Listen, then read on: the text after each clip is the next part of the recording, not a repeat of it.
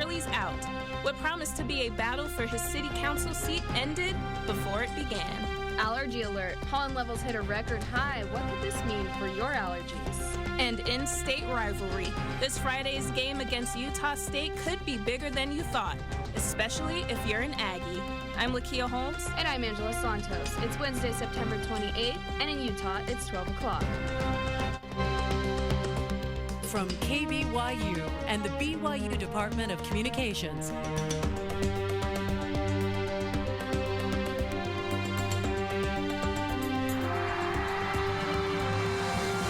This is the award-winning 11 News at noon.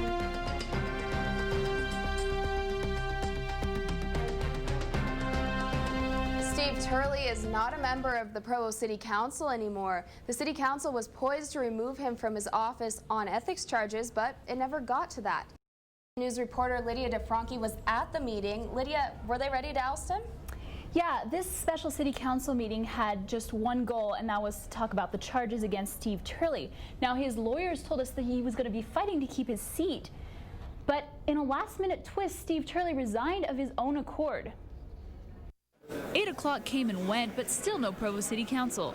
Instead, the council's director told the growing crowd they would have to wait a little longer. The council was in an emergency meeting after getting some last-minute information. We ask you to just be patient and bear with us. Thank you. And the crowd grew louder. Nearly 40 minutes later, in came the council members and mayor. They were one man short, though. Only Turley's attorney, Craig Carlisle, was present to confirm that the embattled council member would not be coming to the meeting. Turley submitted a letter of resignation just minutes before the start of the meeting. That made discussion of the ethics charges against him moot, but the council made it clear that based on the mayor's investigation, they were prepared to dismiss Turley. The council and the administration, despite having different opinions and experiences with this issue, had reached unanimity in the final result and in the legality, thoroughness, and appropriateness of the process. So the expected fight for Turley's seat never happened. The council didn't read Turley's letter aloud, and his attorney left the meeting without a comment. This is the first time a Utah city has gone through the investigative process with a council member accused of ethics violations, and the letter of resignation means that this investigation's over.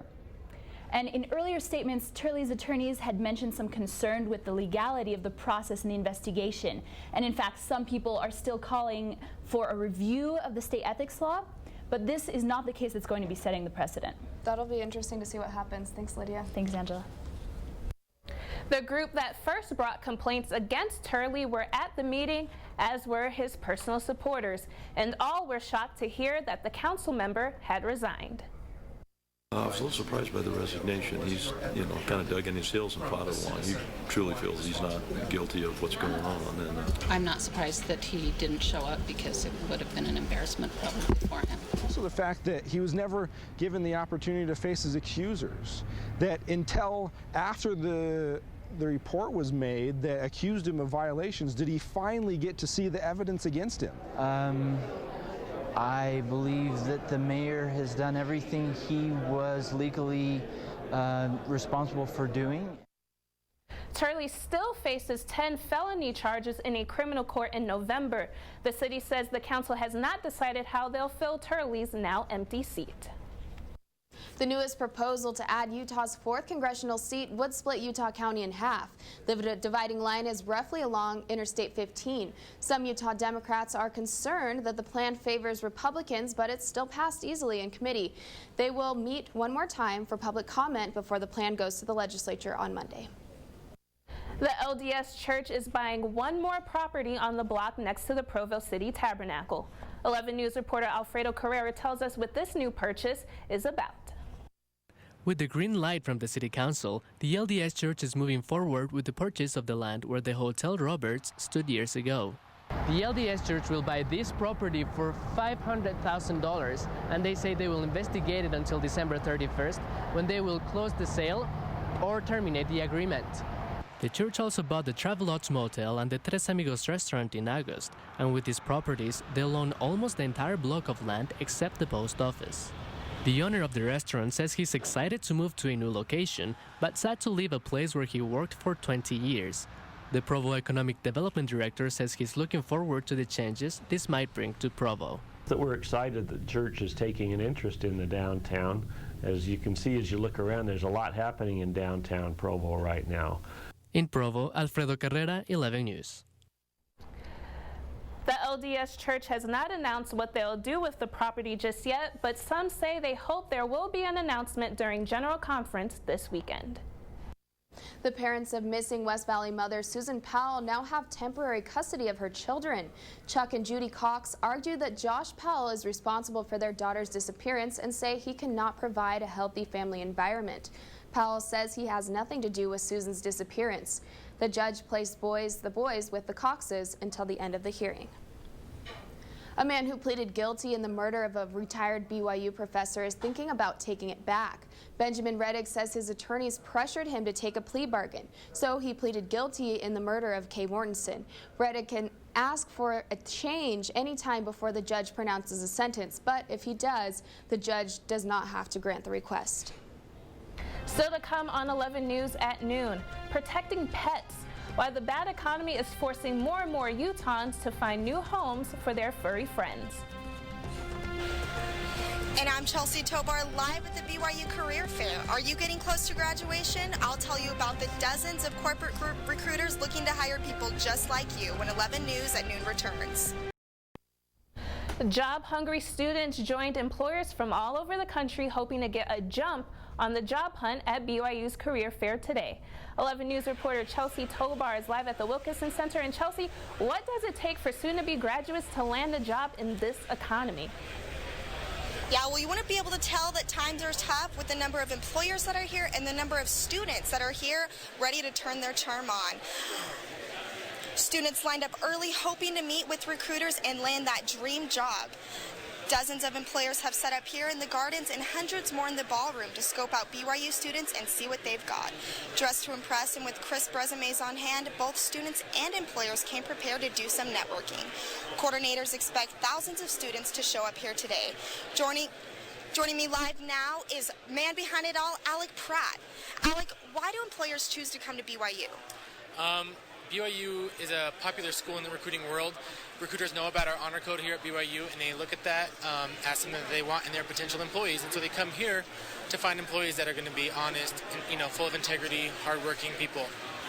And what is the likelihood that students can actually get jobs from coming to this fair?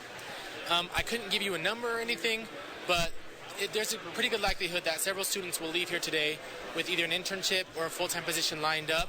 If not, they'll at least leave with having made contacts at several companies, doing that networking, which is invaluable to them in their careers. Perfect. So what are employers actually looking for when they come here? What are they looking for? Kind of like what I said before, they're looking for students that are going to be hardworking, students that or employees, I should say, potential employees, that they're not going to have to worry about, working at their company, that are going to be honest, full of integrity, and that are really just going to do a good job, and employees also that are well educated, and just good people all around. Thank you so much for joining us, Alec, the man behind it all, the career coordinator. Lakia, if students still feel like they want to come and show what they've got, they have until 3 this afternoon. Reporting live from the Wilkinson Center, Chelsea Tobar, 11 News. Thanks, Chelsea. Now, is there anything special students should bring? Yeah, actually, they tell me that you should come dressed professionally and resumes ready to give out. All right, thanks. A prestigious magazine has BYU ranked in the top 10 for its business programs. The ranking based placements on how students interact with business planners and success in finding jobs. Entrepreneur magazine placed the Business School of Management in 7th place for undergraduate business colleges. By any criteria, these students are superb. They're bright, they're innovative, and they're hardworking, and they're doing it for the right reasons. The ranking also included the Business Graduate Program in 2nd place.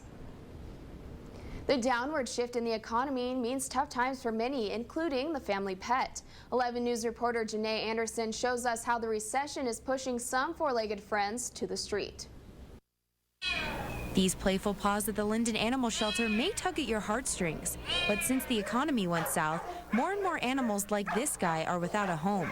From 2010 to 2011, we've had a 10% increase of owner releases. Munford says it's hard to pinpoint all of the exact reasons behind the increase, but she thinks it's because of personal finances as well as impulsive buying. And they'll see a box of free kittens or puppies and they're like, oh, cute, and take one. Because we see a lot of people that will bring them in and be like, oh, I got this cat or puppy or whatever it is at Walmart and we can't have it. Shelters all over Utah are filling up with orphaned animals like Roxy, who is one of many animals who has been given up because their owners can no longer afford her. Carly Smith knows this story all too well.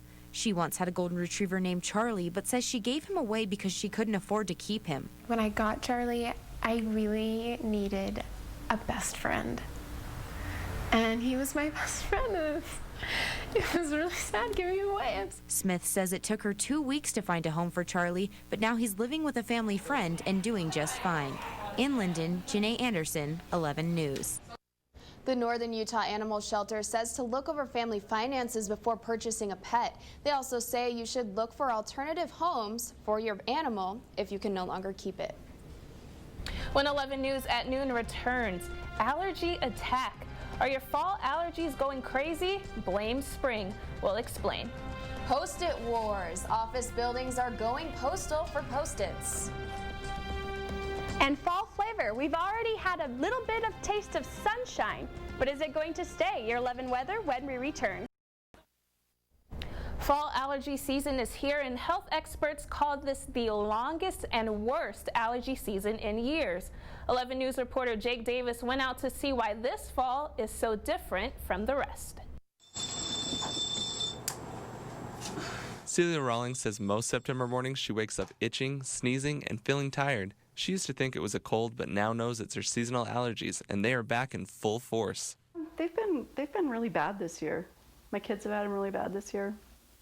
Missing school, stuff like that. I think it's probably about the worst since I've been back in Provo in the last 16 years. Doctors say allergy sufferers are noticing their symptoms a lot more this fall, and that's because pollen counts are higher than ever. Forecasters predict very high levels of weed pollens today and for the next few weeks. King of Pod is the ragweed of the West, sending out billions of pollen particles into the air. And with the delayed summer and the wet and cold spring, it caused the King of Pod to grow several feet higher than usual, sending out more pollen particles and making your fall allergies even worse. Dr. Matheson says allergy sufferers that usually could get by with just grabbing a tissue need something stronger this year. This has allergy sufferers asking, how much longer will it last? Probably a couple of weeks. I don't know. I'm hoping the weather will change soon. Relief will come as quick as the first autumn frost. In Provo, Jake Davis, 11 News. Wow.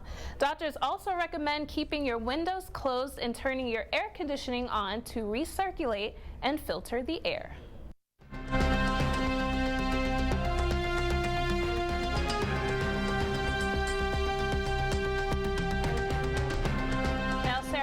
My friends and family back home in New York City are all complaining about how chilly and rainy it's been, but nothing like that out here. Yeah, it's been super nice. Are we gonna have to complain sooner or later? I hate to be the bearer of bad news, but with all good things, they all come to an end, and we're going to look at some sunny weather for a little bit longer, but as we head into this weekend, it's gonna have a little twist on it. Looking outside right now, though, we can still have fun with the weather because it is 60 degrees already, and it is going to heat up until the 80s starting in the afternoon. We do see a 48% humidity, so it is a little bit cooler, but not as cool as we've seen for the last like 10 days.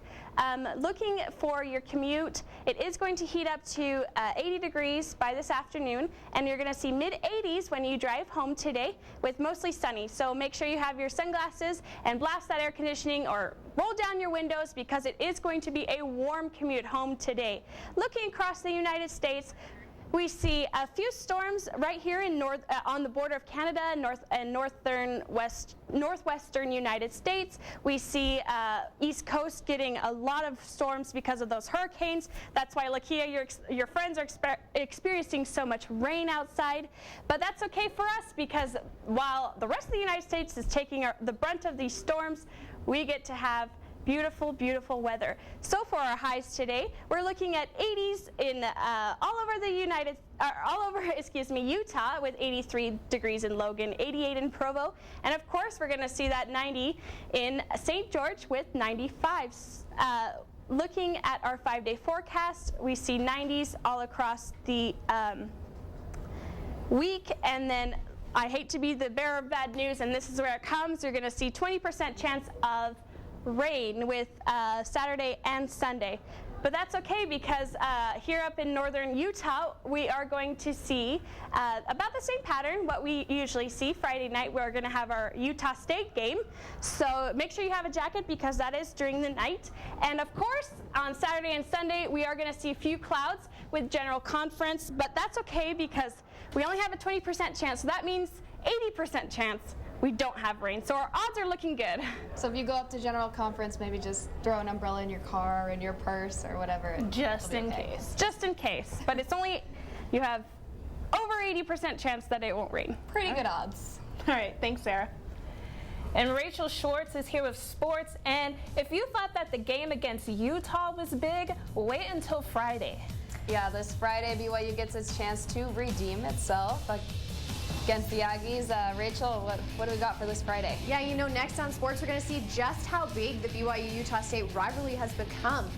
Aggie fans are confident their team will take the win over the Cougars on Friday. And the race to the AL wildcard is heating up.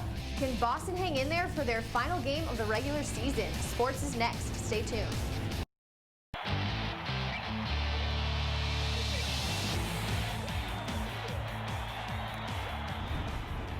BYU fans have seen their rivalry game already this season, but Utah State students are gearing up for their big game against the Cougars on Friday. 11 News sports reporter Bridget Osler went to Logan to talk to Aggie fans. Go Aggies, go Aggies, hey, hey, hey! BYU will face a familiar foe this Friday night when they play the Aggies at Lavelle Edwards Stadium. While most BYU fans traditionally don't worry much about the annual Utah State game, students up in Logan see BYU as one of their biggest rivals. I don't even care if Utah is playing BYU. I just want BYU to lose. Students say the rivalry extends even off the gridiron. If someone walks down Utah State with a BYU shirt, they are like persecuted. Aggie fans say BYU is their biggest rival despite the University of Utah being the closer campus. I think it's kind of easier to make fun of BYU because like they have the stricter rules. Utah State students. Today's game has a similar outcome to the one last season played here at Romney Stadium, where Utah State beat BYU for the first time since 1993. Fans in Logan say they are especially confident their Aggies can beat BYU on Friday after another in-state school, the University of Utah, beat BYU by 44 points 2 weeks ago. With that Ute slaughter, the Ute slaughtering them, chances are looking good. Win or lose, one thing is sure. Aggie fans will always be Aggie fans. We just know we're better, that's all. In Logan, Bridget Osler, 11 News. Hundreds of Utah State fans will make the 130-mile trip down to Provo for Friday's game. Kickoff is at 6 p.m. at Lavelle Edwards Stadium. And the race for the last spot in the playoffs for the American League is coming down to the wire. With only 2 games left going into last night's games, the Tampa Bay Rays and the Boston Red Sox are basically in a win or go home situation. Rays taking on the Yankees at home, top of the 6th, bases loaded and no outs, but not for long. That's right, 1, 2, and 3. And he must do yoga based on that stretch. Rays get out of the jam. Bottom of the 7th now. Rays down 3-2 when Matt Joyce goes yard. 3-run blast, his 19th of the season. Rays win 5-3. It's now on Boston's shoulders to keep pace. Boston already up 2-1 in the 4th when rookie catcher Ryan Lavarnway helps out in a big way with this 3-run blast. Boston up 5-1. Lavarnway would hit 2 home runs in the game, and in the 9th he'd get to show how to get it done in the defensive side as well. Barely getting the runner at first, but Baltimore would get a run out of it. Boston up only 1 now with a runner on second until Papelbon gets Adam Jones to ground out to third, keeping their playoff hopes alive. Boston wins 8-7 and remains tied with the Rays.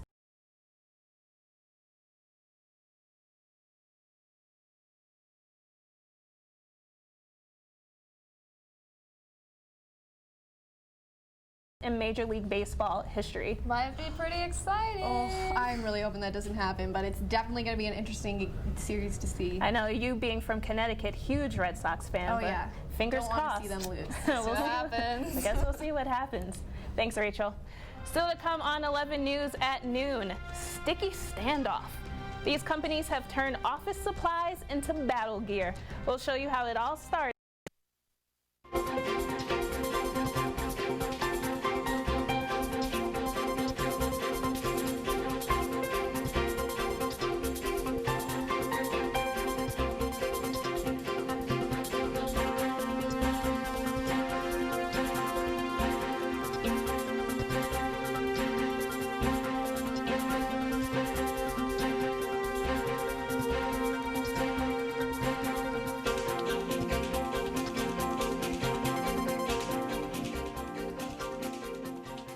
Ready, set, Post-it. An artistic war has broken out in Paris, and the clear winners in this battle, Post-it note companies.